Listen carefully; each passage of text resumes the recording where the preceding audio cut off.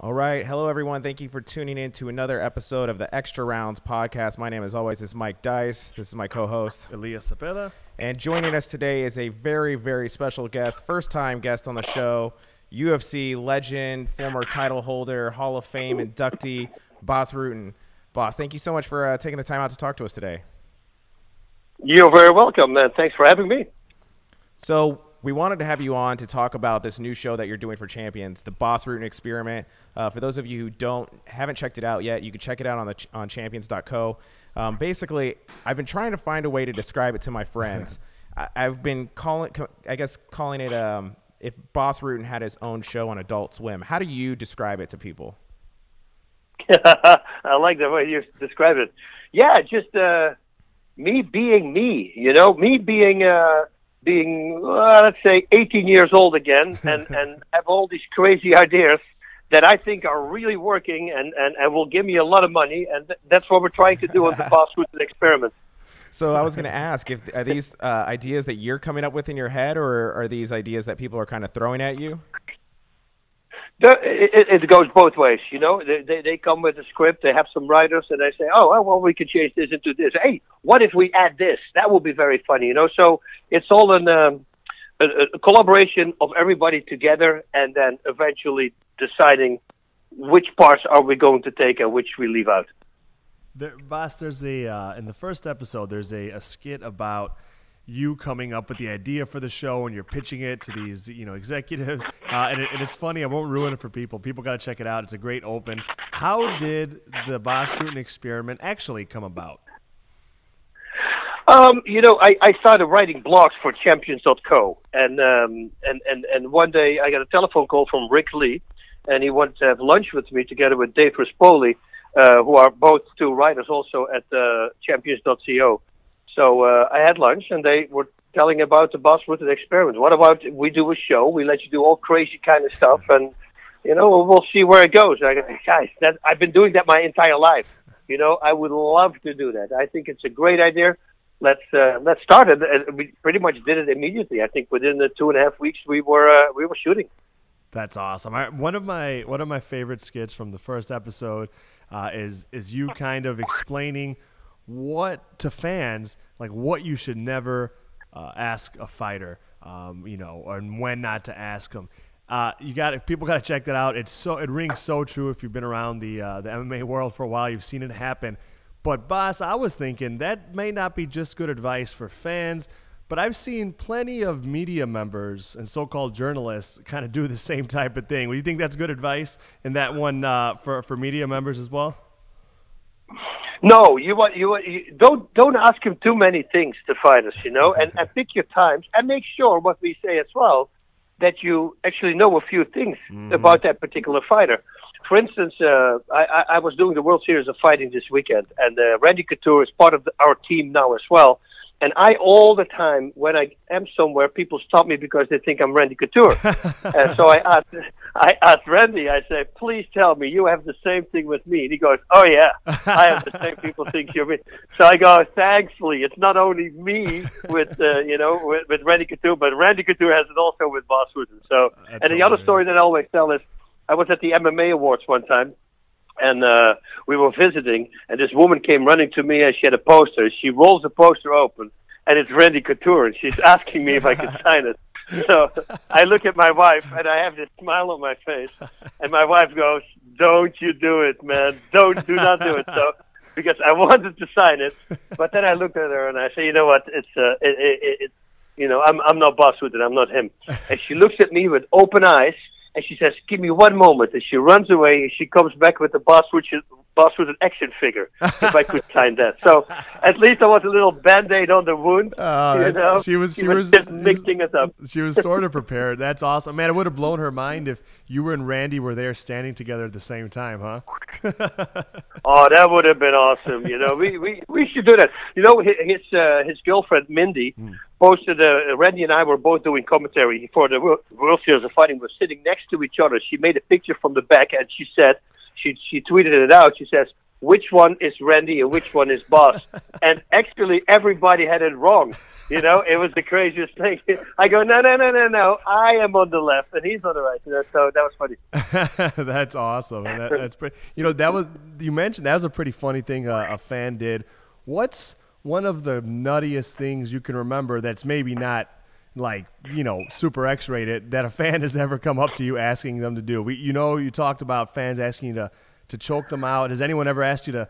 Has anyone been stupid enough to ask you to punch them in the liver or do anything else crazy? Oh man, a lot. The liver shot, I have to do that a lot. I have to really watch out. The one thing that really stands out with me right now is that I was visiting with my wife in Japan because I had 2 fights at the same month. Early on in the month, I think it was in June, like June 2nd, and then June at the end of June, I had another fight. So I said to my wife, "Why don't we both go to Japan? We stay there for a month. I can finally find some training partners to train with because in Holland I only have one person, you know. And then we make it an outing." She says, "Okay." So we went to the Asakusa Shrine, which is one of the biggest shrines in Tokyo. And while we're walking away, suddenly there's this big bus, and it starts honking the horn, and the people in the bus start screaming, Bas Rutten, oh, we want to make pictures. So they stop the bus, and all these kids are coming out, like the oldest one is like 18 years old. They're standing all in line, and everybody wanted me to hit or kick them, you know, with low kicks. And I look at my wife, I go, what am I doing? How hard do I do it? She goes like, well, I think you should give them a good punch, you know, that they know it's you, or a good kick. These poor people, man. I gave low kicks, people dropping. I threw punch to the shoulders. Oh my but they gosh. Loved it. They That's freaking loved it. That's crazy. I would never do that. Have you? Okay, I got to ask you this. I know you've had. I'm not going to ask you about other things about him. You've gone on record about different things about Alice Stroving in the past. But have you seen the video of him kicking that little girl holding the pad? No. Oh my God. We'll send it to you. It's just unbelievable. He looks like the biggest bag of dicks in the world. He kicks this like 9-year-old girl. She goes flying, and he's laughing. It just made me think of that. I'm sure none of those were little kids that you kicked. Oh man, that is crazy. You know what? The fun thing I did with Alistair one time. I was doing an interview in Holland, and he was training in the background. And at the end, you see him suddenly coming behind me, but I can't see it because I'm looking at the video, of course. And he takes me in a rear naked choke, and right away I show my rear naked choke defense there. Watch that; it's a really fun video because I go behind him, boom, and I drop him on the ground right away. And then I tell the people at home, normally I could have lifted him up and I could have slammed him down, but I didn't do it. You know, so yeah, that's cool. That's awesome. We'll have to tweet that out. Well, in this first episode of the Bas Rutten Experiment, which is on Champions, what was your favorite skit that you did? You know, it's I enjoyed doing them all. It was really fun. All the things we did was funny. But in the third episode, there's going to be mean tweets. You know, like the Jimmy Kimmel thing. We do that, and it's really hilarious. I think it's hilarious. I had a lot of fun doing that because you see, Bas is all broken down. You know, he doesn't have a reason to live anymore. It's really fun. I was showing everyone the home security system segment, and we had everybody around the TV laughing at that one segment. I think that was my favorite. That was a good one. Everybody.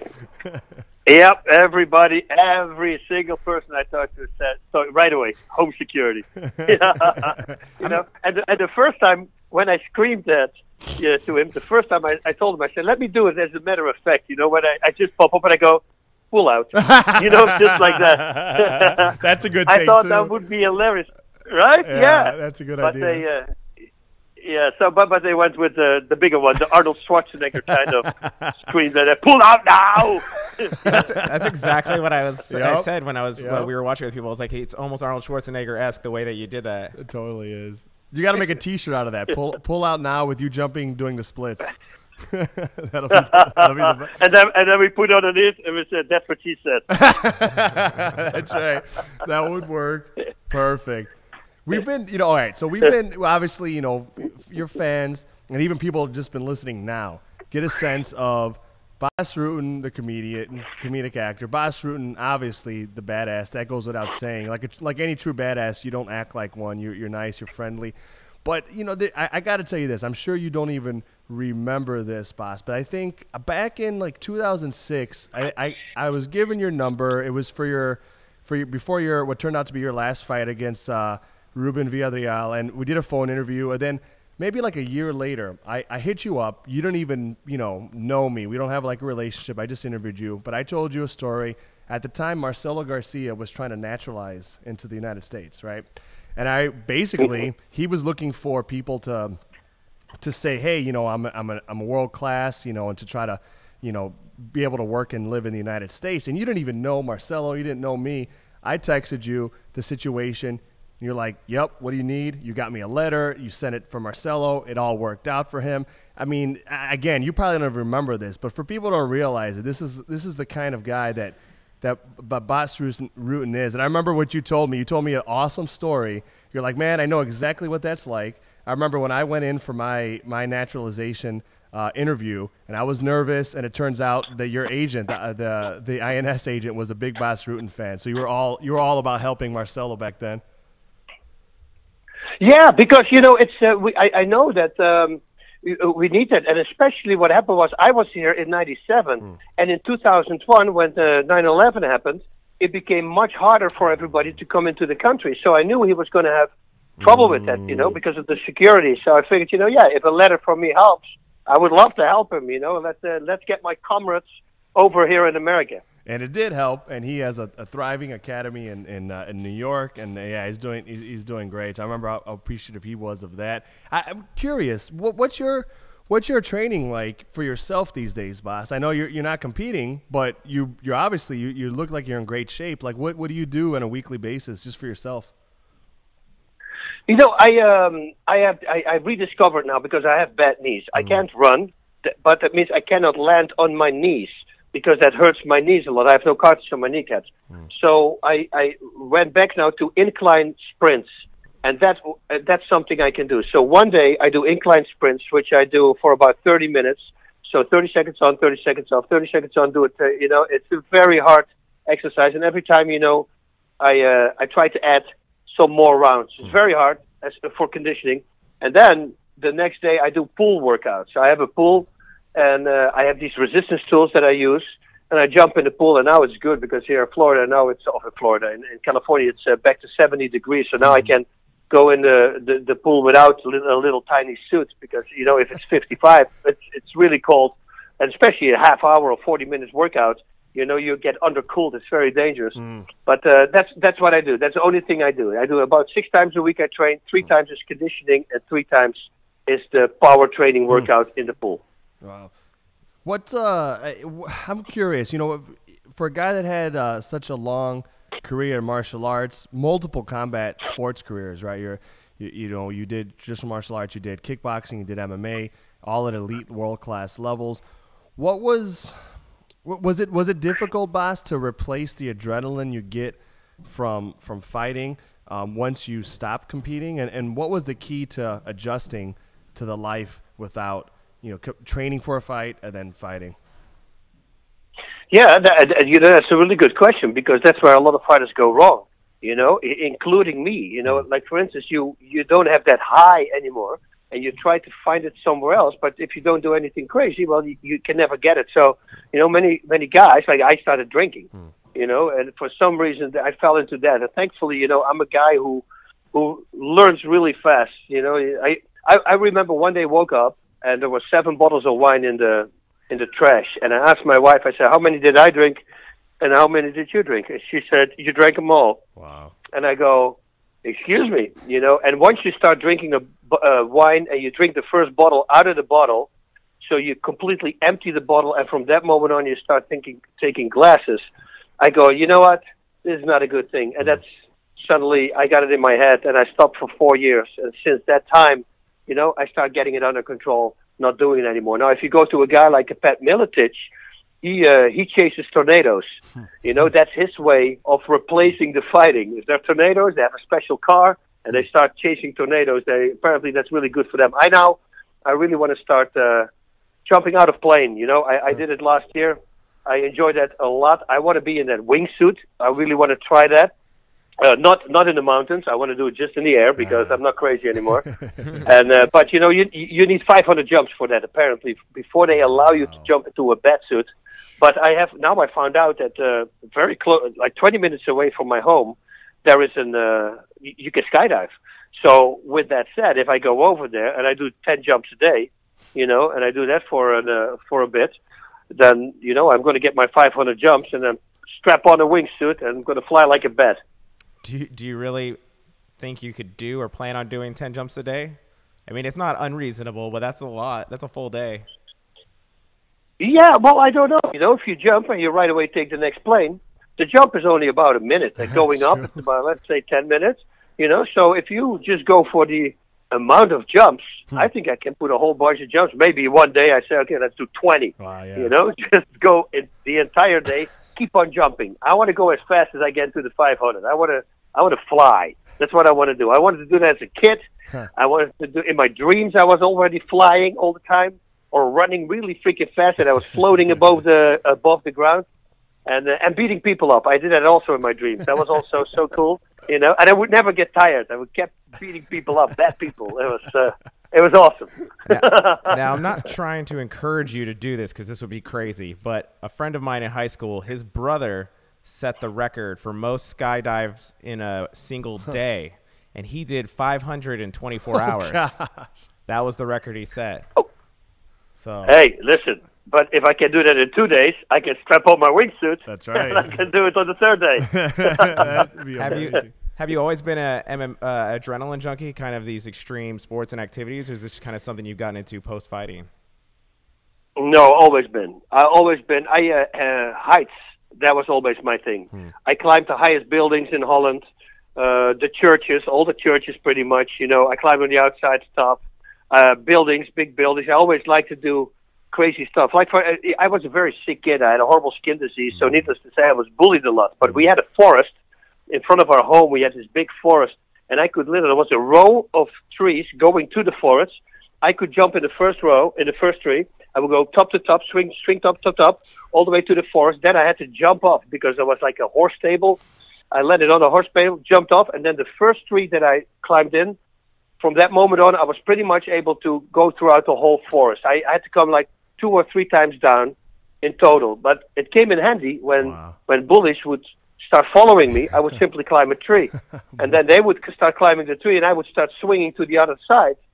And of course, they didn't have the balls to do it. And then one bully, one time, he did do it, and the tree broke. He was too high, and he fell.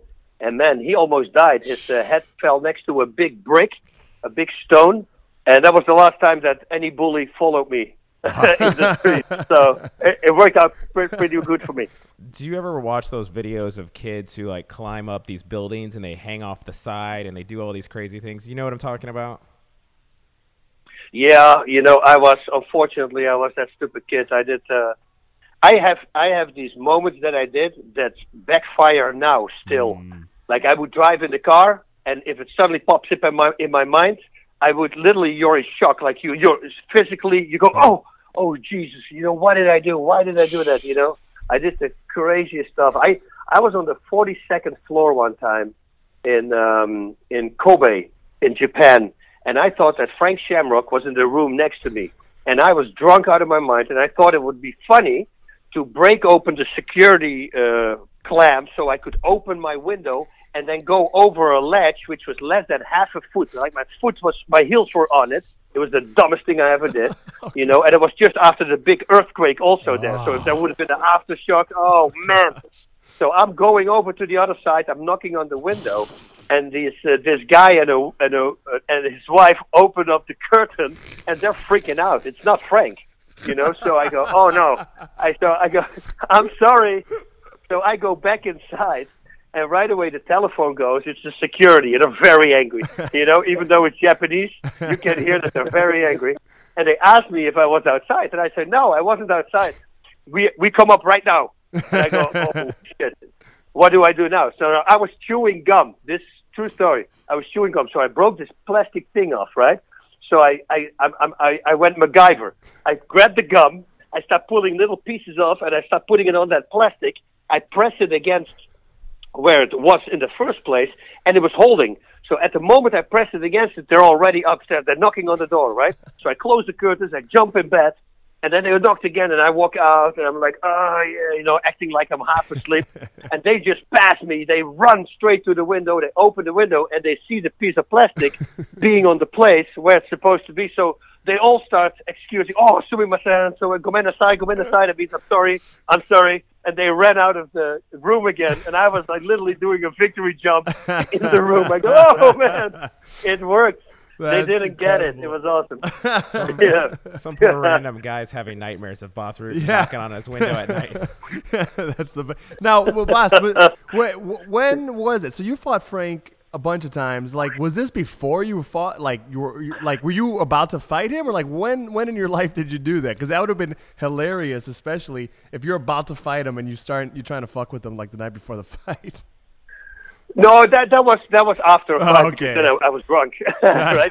So Frank and I have always been really good friends. That's cool. You know when you fight each other, the days before the fight, you won't, you say, hey, what's up, but you don't hang out with each other. And then once the fight is over, everybody's in the bar, everybody's having a good time. You mentioned some stories back home, climbing the trees and doing that. So this past October for my birthday, I went to Europe for the first time, and I also went to the Netherlands for the first time. I went up to Leeuwarden, up in the northern coastal town, to visit with Stefan Berkenpas. He has he's a coach out there. He's a former fighter. I loved it. It was one of my favorite vacations ever. I'm kind of curious. What's in your experience, from your perspective, Bas? Like, what's the Netherlands acceptance? How is the Netherlands acceptance of mixed martial arts coming along? There's such an incredible Dutch kickboxing history and present and scene there right now, obviously. But what's the acceptance of MMA like over there?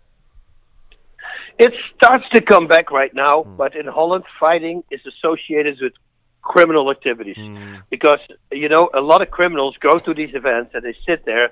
So when you put a show on in Holland, there's a lot of undercover police, and you have all these big guys, criminals, they're sitting there ringside drinking champagne and everything. So that together with the association with the criminals, they make it a criminal sport. It's stupid. And then when the fight breaks out, of course, it's in the newspapers. It's all the newspaper.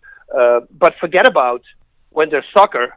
I mean, in soccer, you got all these hooligans. They beat the shit out of each other. They fight. They beat the crap out of the city where they are. They have special trains coming in. For instance, if you have Feyenoord facing PSV in Eindhoven, well, these teams don't like each other. So what happens is the train that comes in from Feyenoord, from that city, is a special train. Everything is metal on that train. There's nothing you can break. There's no cushions or anything. And that train goes to a special place. And it's like cattle. I'm telling you, you're walking out and there's a cage going all the way to the soccer stadium, and all the supporters have to go through that cage. Wow. So they're not allowed to go into the city. So a lot of fighting is breaking out all the time, pretty much every week.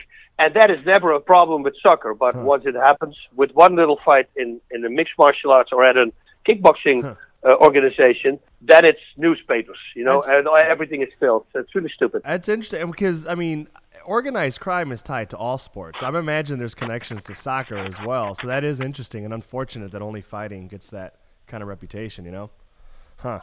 It's a shame. It's because people just repeat what other people say. In the government, it's the same what we had in New York. It's very simple. Once you allow boxing, you cannot not allow MMA. Sure. Because boxing is much more dangerous than mixed martial arts is. Only mixed martial arts is in the cage, and in the cage you put animals, and in the cage you put criminals. You see what I mean? And for people, it's just criminal. It looks like two people are just fighting. They don't know the technique that it needs. They don't have a clue that it's a blend of 4 Olympic sports. If you take the kicks from Taekwondo, punching from boxing, wrestling from wrestling, and then judo and submissions. It's 4 Olympic sports blended into one, and suddenly it becomes a criminal sport. It's really weird. But I think the UFC, the last time, had a really great event there. And for what I understand, they announced last week that they're going to be back in Europe, also in the Netherlands. Yeah. So I think the Netherlands are hopefully lightening up a little bit. That would be great. That would be ideal, yeah. Especially with as many stars as coming out of the Netherlands right now. Yeah, there's amazing fighters from there for sure. Boss, before we let you go, and we've had such a freaking blast with you, man. We really appreciate you being on here. So on my way to the studio today, we got a message from a listener of this show who happens to be a counselor. He works with children in the in different kind of like legal systems, children that are going through a bunch of stuff. And he found out that Bas Rutten was going to be on the show. And as it turns out, one of the children he's working with, Isaiah, is a huge Bas Rutten fan. Apparently, you're his favorite fighter in the world. And this listener tells us that little Isaiah is going through a real tough time right now. Wondering if you wouldn't mind just sharing a what's up and a word of fighting encouragement for Isaiah for whatever he's fighting through right now. Well, Isaiah, you already have the best name ever. I mean, that's a biblical name right there. It's a power name, so that's a good thing. And I'll pray for him. I'll really do that. Whatever he has, I will make sure I throw a prayer out. I'm a big believer. I'm a Catholic, and I'm a big believer in the power from above. So Isaiah, I hope you're doing great, my friend. Just pull through everything what they say. If you're going through hell, that saying, just keep on going. That's what you need to do, because you need to go to the other side. And once you're at the other side, everything's going to be okay. For me, everything looked really bad when I was a kid. I had severe asthma attacks, I had a horrible skin disease in my face, on my hands, I had to wear gloves. The kids were bullying me. I just had a horrible time as a kid.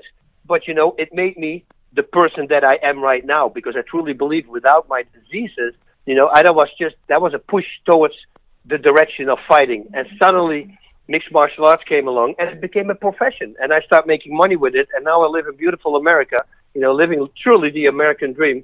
So in the end, everything will be okay. Just think about that, and then hopefully you will pull through. And before we let you go, let everybody know what they can expect to see in the upcoming episodes of the Bas Rutten Experiment on Champions. Oh man, there's a whole episode about Bas diapers. I came up with this great idea to make special diapers, and when you hear me talk about it, you're gonna go, that's not such a bad idea actually. That's I'm gonna come up with a guacamole, like a guacamole, but I call it guacamole. There's an episode with mean tweets, which I personally is dear to my heart, because I really like what they did with that, because I'm reading mean tweets that fans sent to me, and Bas is getting really butthurt. I don't think he wants to live anymore, and it's really funny if you see what I do after that. At least I think it's funny, but I think everything is funny. Well, everyone, make sure to check it out. It's on Champions. It's, the first episode's out now. Not only does he keep you laughing and entertaining, he also will teach you how to cook and do various other things. That guy who was looking at you out on the windowsill probably wishes he had some Bas diapers. So. And that Bas diaper thing, that comes back in a lot of acts now, because if I scare a person, really scare a person, you hear suddenly here, I go, ooh, and then I look in the camera and I say, you better believe he wished that he would have been wearing a Bas diaper right now. Things like. Oh man, we're loving the show so much, and we love having you on. What a class act, sir. Thank you, Bas. Thank you, guys. Thank you very much for having me, and have a great week. Rest of the week and the weekend. You too, sir. And thank you, everyone, for tuning in to watch the episode. As always, Wednesdays, 2 p.m. Central, we'll be streaming live. Big thanks again to Bas Rutten for joining us. And make sure to subscribe and review in iTunes. Thank you.